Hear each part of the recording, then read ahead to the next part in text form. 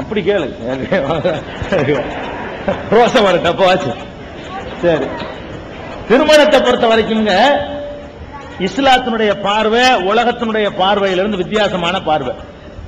இஸ்லாம் என்ன சொல்லுதுன்னா, திருமண பேச்சு ஆரம்பிச்சதுல இருந்து அந்த பொம்பளை மூத்தாவுற வரைக்கும் எல்லா பொறுப்புகளையும் ஆண் தலையில சுமத்தி இருக்கிற ஒரே மார்க்கம் இஸ்லாம் தான். வேற மார்க்கத்தில் அப்படி சுமத்தப்படல, எல்லாம் உன் தலையில தான். எப்படி அல்லாஹ் சொல்றான் திருமணத்தை பற்றி சொல்லும் பொழுது, வாத்துன் நிசா சதுகாத்திஹின்ன நிஹலா, பெண்களுக்கு அவர்களுடைய மகரு தொகையை மனமோந்து நீங்கள் அழித்து விடுங்கள். கல்யாணம் பண்றதா இருந்தா நாம தான், ஆண்களாக இருக்கக்கூடிய நாம தான் பெண்களுக்கு என்ன பண்ணணும், மகருங்கிற ஒரு தொகையை கொடுக்கணும். எவ்வளவு அவங்க கேட்கலாம், ஒரு குவியலை கூட கேட்கலாம். அப்படி குர்ஆன் அல்லாஹ் சொல்றான், வாத்தைத்தும் இஹ்தாஹுன்ன கின்தாரன், நீங்கள் ஒரு குவியலை அவர்களுக்கு கொடுத்திருந்தாலும் அதை திரும்பி விவாகரத்து செஞ்ச பிறகு திரும்பி வாங்கிறாதீங்க, வாங்க முடியாது என்று சொல்லி அல்லாஹ் சொல்லி காட்டுறான். மகருங்கிறது 101 ரூபாய் இல்ல. ஒரு பெண்ணு நல்ல கவனமா இருக்கணும். நீங்க தான் அப்படி காரணம். உங்களுடைய மதிப்பு மரியாதை உங்களுக்கே தெரியாம சும்மா அற்பமான விலைக்கு போய் கடைசியில நீங்க காசும் கொடுத்து ஒரு வாழ்க்கையை தேர்ற அளவுக்கு உங்களை சீப்பாக்கி விட்டாங்க. உலகத்துல எங்கேயுமே அப்படி கிடையாது. அரபு நாடுகள்ல எல்லாம் ஒவ்வொரு பொம்பளை 5 லட்சம் ரியால் கேட்கிறான். இந்திய ரூபாய்க்கு 50 லட்சம் ரூபாய். ஒரு பெண்ணு கல்யாணம் பண்றா இருந்தா 5 லட்சம் ரியாலை எண்ணி வைடா. நீங்க எல்லாரும் சேர்ந்து ஒரு யூனிட் ஆகுங்க, எங்க போவாங்க பார்ப்போம், தன்னால சரண்டர் ஆயிருவான்.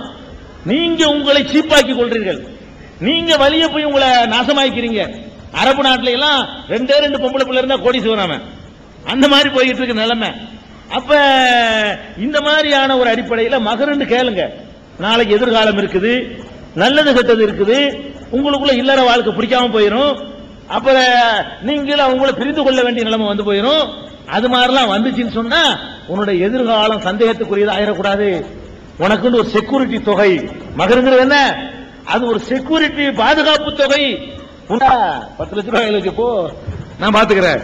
பொருளாதார ரீதியாக நீங்க தண்ணீர் வேடையணும், அந்த மாதிரி கேட்கக்கூடிய நிலையும் அந்த மாதிரி கொடுக்கக்கூடிய நிலையும் தான் இஸ்லாமிய சமூக அமைப்புல இருக்கணுமே தவிர பெண்கள்கிட்ட கேட்கிற ஒரு கேடுகட்ட தனம் இருக்கக்கூடாது. இவன் என்ன பண்றான், மகருங்கிறத புத்தகத்தில் எழுதிக்கிட்டு பேருக்கு மகரு 101 ரூபாய் மகருக்கு ரெக்கார்ட்ல இருக்கும். அப்புறம் என்ன, மகரை எழுதிக்கிட்டு நகை எவ்வளவு போடுவீங்க, நீங்க ரூபாய் எவ்வளவு தருவீங்க, கார் தருவீங்களா, பங்களா தருவீங்களா, சவுதிக்கு விசா எடுத்து தருவீங்களா, தொழில் பண்ணி தருவீங்களா, வேலை தேடி தருவீங்களா, இப்படி கேவலப்பட்ட பொழப்பு. அதுக்கப்புறம் சோறு, அதுவும் கேவலமா. கல்யாணத்துக்கு முந்தி இத்தனை பேருக்கு சோறு தருவீங்களா, நிச்சயதாரத்துக்கு 500 ரூபாய் தருவீங்களா, பிச்சைக்கார மாதிரி. இப்படி எல்லா வகையிலும் கேவலப்பட்டு போயிருக்கிறான. எப்படிப்பட்ட ஒரு பாதிப்பு இருந்தா அங்கிருந்து கேள்வி வருது. ஒரு பெண்ணை பெற்றதுக்காக வேண்டி அவனை அதோட காலியாக்கிறீங்களே. ஒரு பொம்பளையை பெற்றான்னு சொன்னா அது கல்யாணத்துக்கு முந்தையே 9 வகையான வருமானத்தை அடிச்சுக்கிறீங்க. கல்யாண நேரத்தில், கல்யாணத்துக்கு பிந்தி இவன் புள்ளைய பிரசவம் பார்க்கிற செலவு கூட அங்க அதை கட்டிடுறீங்க. தாய் வீட்டுல பிரசவம் பார்க்கிற தாய் வீட்டுக்கு அனுப்புங்க, அது அவர்களுக்கு பல வகையில உதவியா இருக்கும்.